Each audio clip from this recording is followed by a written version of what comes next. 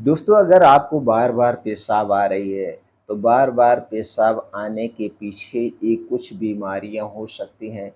तो दोस्तों, इन बीमारियों के बारे में जानिए और इससे संबंधित जो जाँचें होती हैं, वो जाँचें आप कराइए, जिससे आपको अस्थायी रूप से समस्या का समाधान मिल कर सके। इसके अलावा दोस्तों, कुछ ऐसी चीज़ों के बारे में ही आज हम डिस्कस करेंगे, यानी जानकारी शेयर करेंगे, जिन्हें प्रयोग करके आप बार-बार पेशाब आने की समस्या से छुटकारा पा सकते हैं। लेकिन दोस्तों, सबसे पहले हमें ये जानने की ज़रूरत है, क्या हमारे शरीर में कोई बीमारियाँ हो रही हैं? तो दोस्तों, अगर इन बीमारियों के बारे में हम पहले से पता कर लें, इनके लक्षणों को पहचान लें, तो उससे संबंधित हम जाँच करा लेंगे, तो उन्हें शुरुआत में ही हम ख़त्म कर देंगे इलाज के माध्यम से। क्योंकि दोस्तों, सावधानी ही सबसे बड़ी ज़रूरी है। अगर हम सावधानी बरतें तो दोस्तों बड़ी बीमारी होने से बच सकते हैं। पहली जो कारण होता है ओवर एक्टिव ब्लैडर सिंड्रोम, यानी कि ओवर एक्टिव ब्लैडर सिंड्रोम जो है एक प्रकार की बीमारी है, जिनमें व्यक्ति को अचानक बार-बार पेशाब आने की इच्छा पैदा होने लगती है, जिसे उसे कई बार कंट्रोल करना मुश्किल हो जाता है। दोस्तों, महिलाओं में ओवर एक्टिव ब्लैडर का कारण यीस्ट या बैक्टीरियल इन्फेक्शन भी हो सकता है। किडनी में स्टोन होने पर भी ब्लैडर ओवर एक्टिंग हो जाता है। तो दोस्तों, ये समस्या है। अगर स्त्री हैं तो स्त्री रोग विशेषज्ञ से संपर्क करें या इससे संबंधित जो जांचें होती है वो कराएं। दूसरा कारण होता है यूरिनरी ट्रैक्ट या ब्लैडर इन्फेक्शन। दोस्तों, urinary tract infection UTI bladder के इन्फेक्शन के रूप में होता है। जब रोगाणु मूत्र मार्ग में प्रवेश करते हैं, ब्लैडर में पहुंच जाते हैं, जिससे अचानक पेशाब करने की इच्छा होने लगती है। तो दोस्तों, इसके कारण भी आपको यूटीआई इन्फेक्शन हो सकता है। तीसरा है डायबिटीज। डायबिटीज में भी दोस्तों हमें बार बार पेशाब लगती है, तो आपको डायबिटीज की भी जांच करा लेना चाहिए। अगला कारण है प्रोस्टेट। दोस्तों, जब हमारे प्रोस्टेट में सूजन हो जाती है, प्रोस्टेट में कोई इन्फेक्शन हो जाता है, खास करके पुरुषों में, दोस्तों ये पुरुषों की बीमारी है, तो भी हमें बार बार पेशाब होती है, तो सबसे पहले हमें अल्ट्रासाउंड कराना चाहिए। किसी भी यूरोलॉजिस्ट को दिखा करके प्रोस्टेट से संबंधित जो भी जांचें होती है उन्हें कराना चाहिए। उसके बाद है दोस्तों तनाव और चिंता। आप कभी देखिए, जब आप बहुत ज़्यादा तनाव में होते हैं, आपके ऊपर कोई प्रेशर होता है, दिमागी प्रेशर होता है, या किसी से किसी बात को लेकर झगड़ा हो जाता है, तो आपको बार-बार पेशाब होती है, क्योंकि शरीर के सारे अंग सेंसिटिव हो जाते हैं। उस समय आपको दिमाग पर प्रेशर बनता है, आपको बार-बार पेशाब होती है।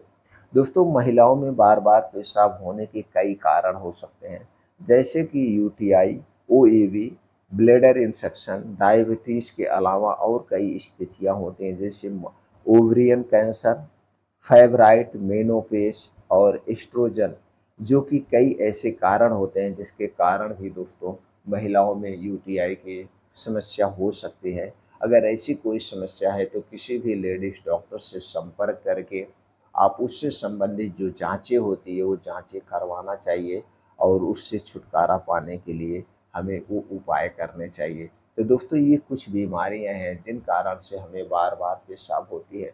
आप सारी जाँचें करा लिए हैं और जाँचें कराने के बाद आपको इनमें से कोई बीमारी नहीं है, तो दोस्तों ये कुछ तरीके आप अपना सकते हैं।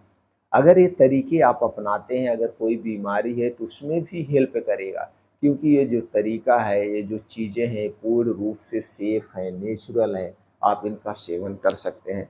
उन तरीकों में सबसे पहले तो आप बाहर की तली भुनी चीज़ें खाना बंद कर दीजिए।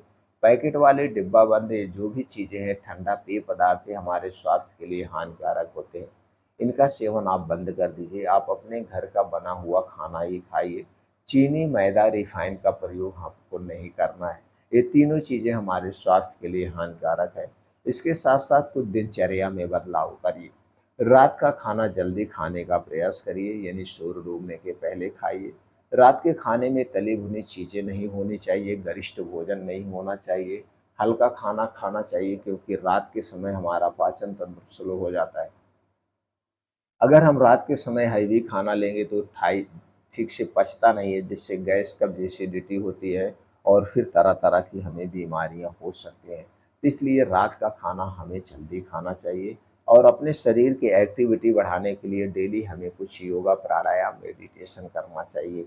ये करना हमारे लिए बहुत ज़रूरी है और हमें जल्दी सोना चाहिए, जिससे हमारी 6 से 7 घंटे की नींद पूरी हो जाए। अब इसके साथ दोस्तों आपको लेना क्या है, घरेलू उपचार के तौर पे, घरेलू नुस्खे के तौर पे आपको लेना है 2 से 3 पीस आंवला, 2 से 3 पीस आंवला, तुलसी की 6 से 7 पत्ती। इन दोनों चीज़ों को एक साथ ऐसे चबा-चबा के खा जाना है। ऐसे चबा-चबा के खा जाना, अगर नहीं चबा के खा पाते हैं तो इन दोनों चीज़ों की ऐसे चटनी बनाइए और चम्मच से उठा के खा जाइए। जैसे कुछ लोगों को खट्टा लगता है, अगर आपको खट्टा लगता है तो इन दोनों चीज़ों की ऐसे चटनी बनाइए और इसे आप रोज़ सुबह खाली पेट खा जाइए। बस इतना ध्यान देना, इसे खाने के बाद 1 डेढ़ घंटे बाद तक आपको कुछ नहीं खाना है। 1 डेढ़ घंटे के बाद अब आपको क्या लेना है, 1 डेढ़ घंटे के बाद आपको लेना है 1 चम्मच अलसी का बीज, 1 चम्मच कद्दू का बीज।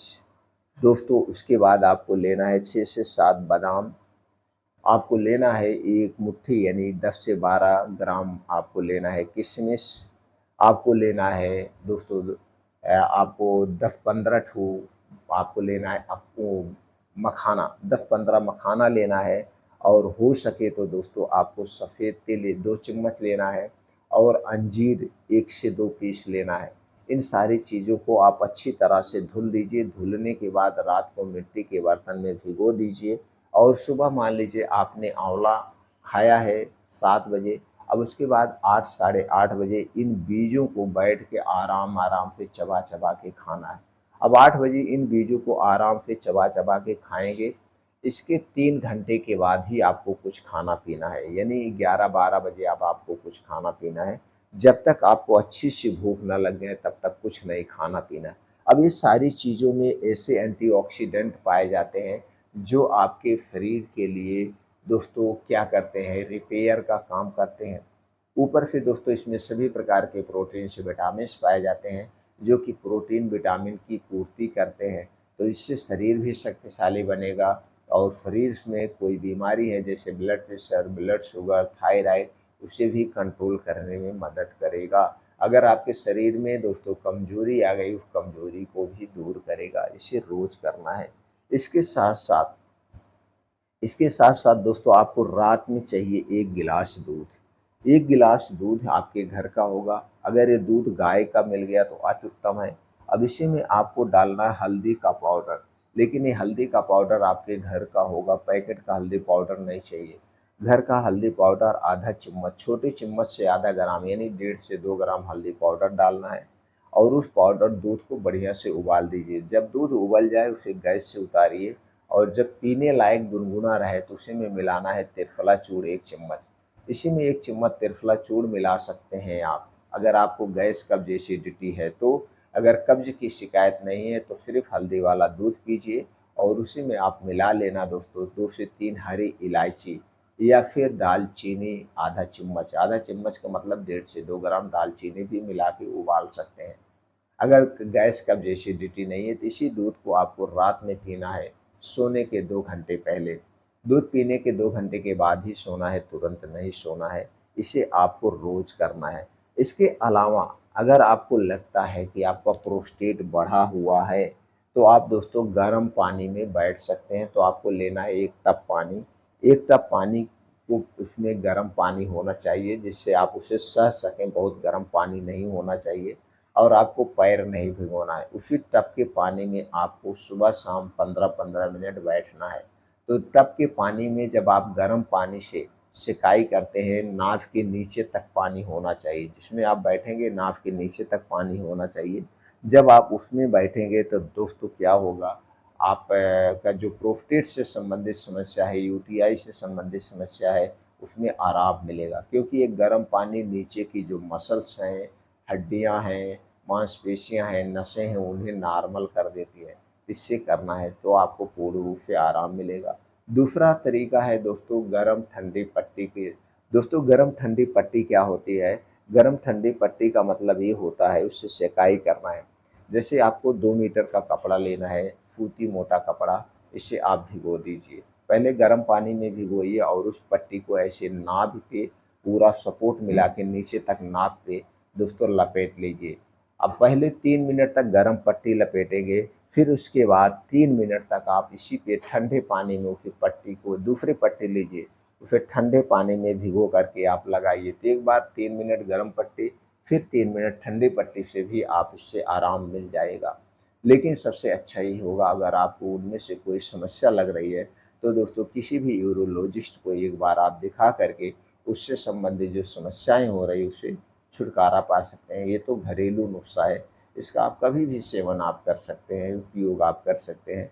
लेकिन दोस्तों सबसे ज़्यादा ज़रूरी है किसी भी यूरोलॉजिस्ट को आप दिखा करके अस्थायी समस्या का समाधान पाएँ।